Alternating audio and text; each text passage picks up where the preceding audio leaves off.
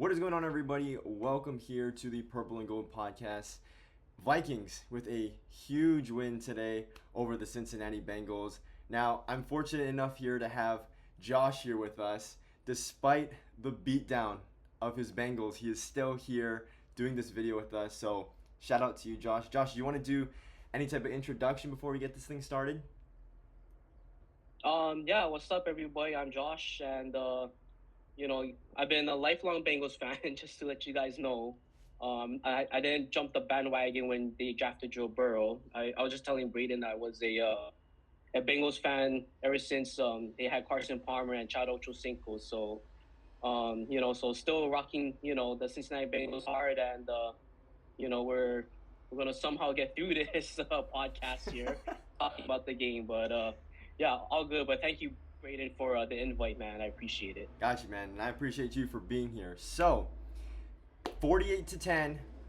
Wasn't expecting this. Neither of us were, especially when you have a game with two backup quarterbacks in it, let alone Carson Wentz has only been a Minnesota Viking for the last 3 weeks. So I wasn't sure how much of the offense he was going to know and how well he was going to be able to operate it. But I thought he looked good out there. He looked comfortable and he looked confident making throws. This is a guy who hasn't played really any meaningful snaps over the last 2 seasons with the Rams and the Chiefs. So I was really happy with how he looked commanding the offense.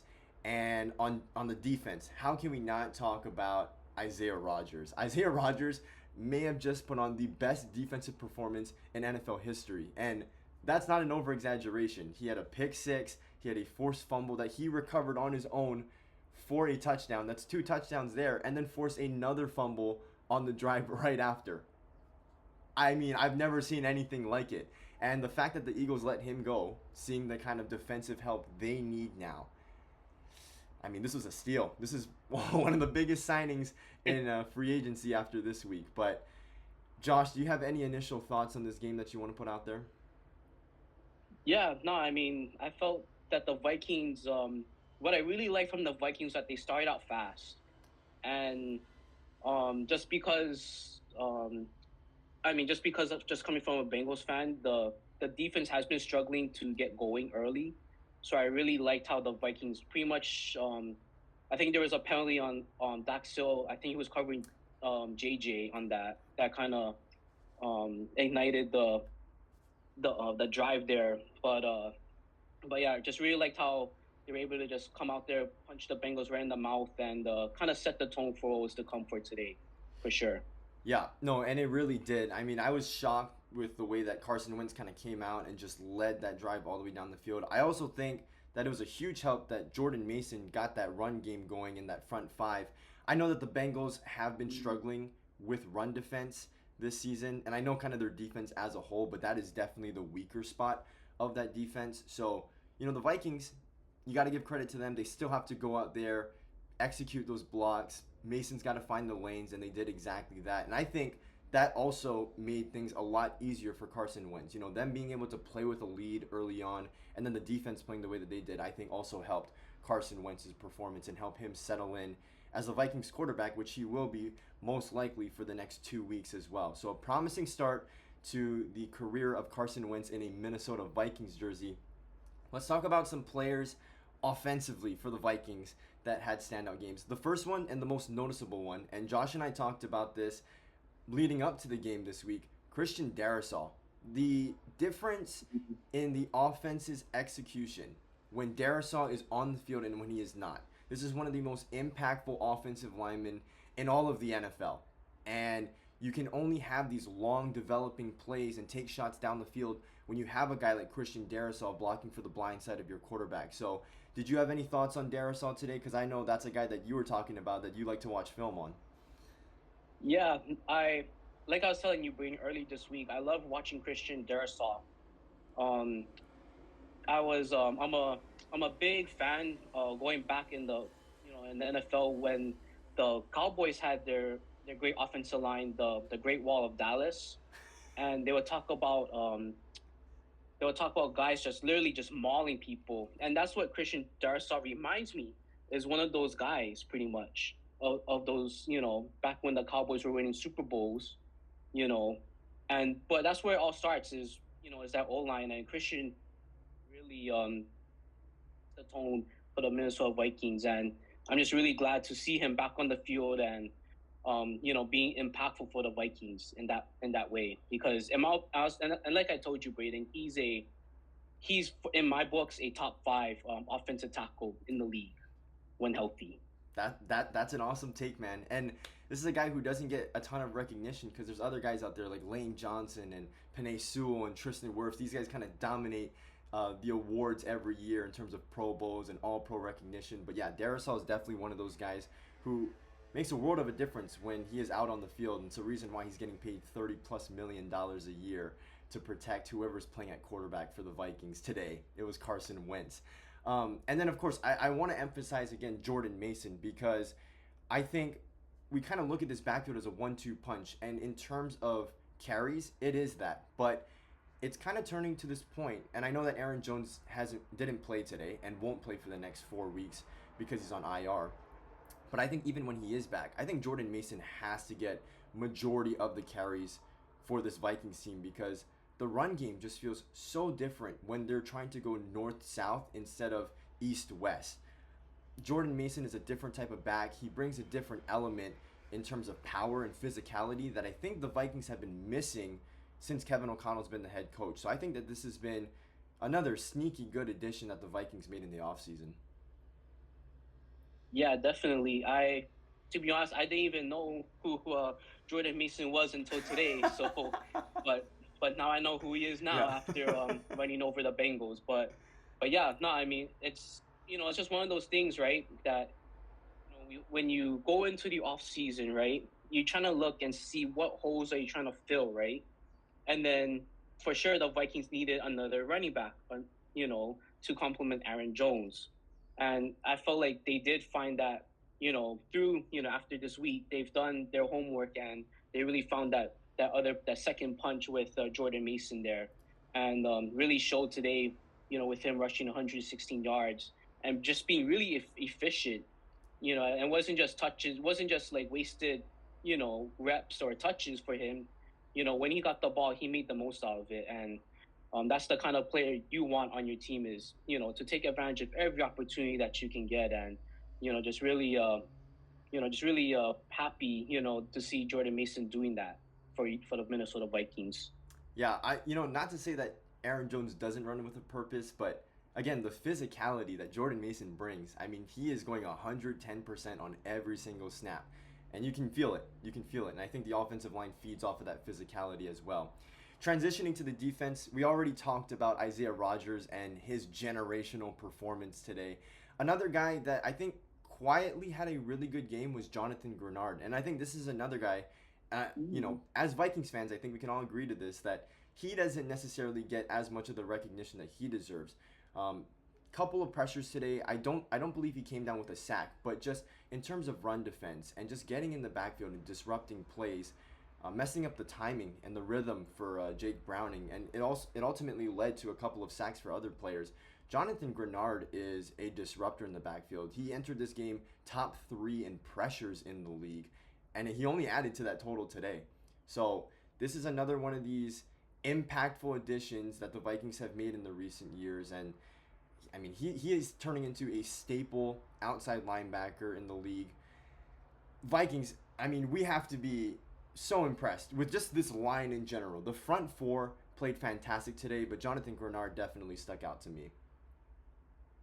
Yeah, definitely. Another player that also kind of stuck out to me too was two players Mhm. that stuck out for the Vikings as well. And I mean, it's kind of just going off of stats, but I was always hearing their names when watching the game. And they were Ivan Pace Jr. and Eric Wilson. They led Yeah. the team in tackles today. But like what you were saying, Braden, they were just feeding off of Jonathan Grenard there, and making those plays, and that's what you want in your defense is when one guy is doing his job, and making something impactful during that play. You want other guys to feed off of that and Right. to continue, making their impact felt as well during that play. Yeah, and Ivan Pace, that's a great one too because Ivan Pace, we know his role. He is a downfield disruptor. Gets in the backfield constantly, is creating pressure both in run defense and in pass defense. And he blew it up a couple of times today as well. I saw him in the backfield quite a bit, so that's a good call on your part. And even Eric Wilson. I mean, we emphasized this last week and the week before in Chicago. In the absence of Blake Cashman, he has stepped up big time. I mean, you don't expect this out of a role player, a guy that we signed for depth, for special teams purposes, for him to come in like this and kind of rejuvenate his career and come back to the Vikings with this type of flash in his game. You'll love to see it. You'll love to see it. But again, like, I was shocked because Chase Brown is a running back that I think a lot of people have gained respect for after the season he had last year. And that was a guy that I felt like, you have Jamar, you have T. Higgins, but they do have a legit receiving threat in the backfield with Chase Brown too, and they really contained what he can do today. And Ivan Pace has a huge part in making that happen. So just a really well-rounded game. There are so many other players that we can point to and say, hey, they had a great performance. I mean, even Will Reichert, a 62-yard field goal. That was the longest field goal in Minnesota Vikings history today. Like everybody, Oh wow. yeah, everybody was just on it, just clicking on all That's right. cylinders. It was just an overall great performance. I'm really sorry. I feel really bad. I feel really bad because No, I know what no, it's like no to be on the worries. opposite end of these games. Yeah. So again, guys, huge shout out. Hit the like button for Josh because he's taking the time out of his day to be on a Minnesota Vikings channel after a game like this. We're happy to have you here. Let's talk a little bit of Bengals now because I'm sure you have some thoughts on your mind. What are you feeling right now? What does it look like for the rest of the season? How do you feel about Jake Browning? Yeah, nah, I mean, like I was kind of just telling you right before we came on the show, Braden. It was kind of just tough, in the in the beginning just because we're losing Joe Burrow. But I mean, that's not an excuse for the Bengals to give up on the season. I mean, Jake Browning is a very capable backup, Absolutely. but I just feel that there's for sure stuff that's gonna have to get cleaned up for sure on the offensive side. I mean, we can't turn the ball over 5 times and expect to win the game, and hats off to you guys for just taking advantage of those miscues that we had, today. Isaiah Rogers, the generational performance that he had today, is unreal, and but hats off to him. If he doesn't win Defensive Player of the Week in the NFL, Oh then yeah. I don't know, you know, I don't know what does win an award these days. But just kind of like, yeah, just I kind of expected a struggle at first, but of course not the beatdown that we had today, for sure. Right. And Jake Browning, I mean, this isn't a bad backup quarterback either. He had a bad game. There's no doubt about that. But this is a guy who is capable of putting some really good games together, and he's done it in the past. I mean, that stretch where Joe Burrow was out, I believe it was 2 years ago, he won Hmm. 4 out of the 7 Yeah. games he started for the Bengals, and one of them actually came against the Vikings. And so I saw it firsthand. Like Hmm. this is a very capable backup quarterback. So I think the Bengals do need to carry on the same mindset that you just alluded to, where this season is not over. I mean, we are in week 3, and you have a capable backup quarterback, a capable quarterback, I should say, with some really talented weapons. And I think, you hit it on the nose. It was an off day for everyone, and the Vikings just capitalized on it. I mean, we even had Jamar Chase fumbling the ball. Like, when do we ever see that happening? Like, that was surprising to me. And, when your best player isn't on, isn't on his best behavior or his best performance, per se, it doesn't help anybody because those are the guys that everyone is looking up to when you kind of need the momentum to flip in your favor, and those type of things just can't happen. But I will say, for the Bengals, you can lose by 1 or you can lose by 45, and it counts as one loss at the end of the day. So, That right, is true. it's all the same, man. It's all the same. So, I've seen these type of games. I recall to the Vikings game against the Cowboys in 2022, and the Vikings still ended up winning the division that year, Mhm. despite getting beat down, by 40 plus points in Minnesota as well. So I love the mindset that you have. They need to keep it going because they're still 2-1. This is still a team that is above 500 and does have a lot of good things going for them. It's just today was not their day. One guy that you highlighted just before we started recording was Chris Jenkins, and I think Chris Jenkins kind of has come around because Trey Hendrickson, I mean, every game he plays, it's great. And even today, I mean, he was getting past double teams, with Darrisaw, and I Yeah. was like, man, this guy is incredible, right? It's no mistake that he led the league in sacks last year, but they are looking for somebody to complement Trey Hendrickson on the line. And Chris Jenkins, I thought, also had a really good performance because you're looking for other guys to step up as well. So getting that interior pressure from a younger guy on top of it as well, I like the performance from Chris Jenkins. That's one of the positives that we can take out of today's game. Yeah, for sure. Chris Jenkins, is one of the guys that we're hoping that comes around for the Bengals. But I mean, other guys as well that we're also hoping that come around because, like you said, I mean, yeah, Trey Hendrickson is pretty much a game plan wrecker, pretty much. Yes. Like he can wreck your game plan, in a snap, just like that. But again, like when Trey Hendrickson gets double teamed or when he gets chipped, off the snap, right? Yeah. Which is what a lot of teams do these days, right? You need these other pieces, these other players, I should say, to step up and make a play themselves. So that was a very good bright spot. One of the few bright spots today for the Bengals to see Chris Jenkins be able to get pressures and be able to finish those plays off with a couple sacks there today, for sure. Absolutely, absolutely. And Tony Romo actually kind of mentioned this in the broadcast where Hawkinson only had 4 catches leading up to this game because he had to help Justin School, who was in for Christian Darrisaw. He had to chip him just like that. And if we don't have Darrisaw, Hawkinson's probably I mean, he is definitely playing a similar role with Hendrickson on that side. So absolutely, that's a guy where you are circling and saying, hey, we have to make sure that this guy does not touch the quarterback because more times than not, Hendrickson is in the backfield. I just from an outsider's perspective, because talking as a Vikings fan, we can be biased sometimes, right? I mean, that's like any fan talking about their Mhm. team. Yeah. What is your prediction for how the Vikings finish the season off? I know it's hard to say because of the small sample size with JJ Mm. McCarthy and an even smaller sample size with Carson Wentz, but from what you saw today and if you watched any Vikings the weeks prior, where do you think this team ends up at the end of the year? Be totally honest with us. you know, watched the Vikings last week, and I had high hopes for the Vikings. I really thought that the Vikings was gonna last week and actually kind of do what they did today to us. To be honest with you, I mean maybe not the whole dominance on the scoreboard, but at least come out of week 2 with a victory over the Falcons.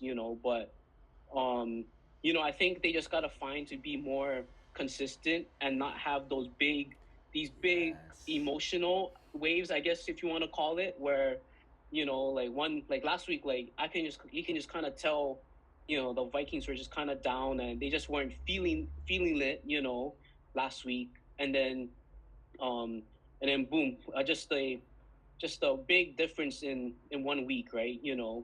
Like we were talking about earlier, they get the first score, they get a whole bunch of stops and force turnovers and score off of the turnovers. So, just really really glad to see the Vikings be able to bounce back. But that's something I kind of want to see more in the Vikings, especially on offense, is to see them be able to not be able to or to be able to be more consistent.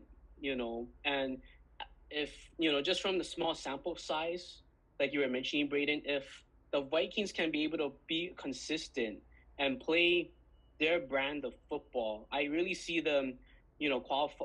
At least I see them as a wild card team Okay. for sure. Okay. I like that. I like that. Um, I mean, I'll be very shocked if the Vikings are completely eliminated from the playoffs Mm. by come mid December. Mm. I'll be very shocked Okay. for sure.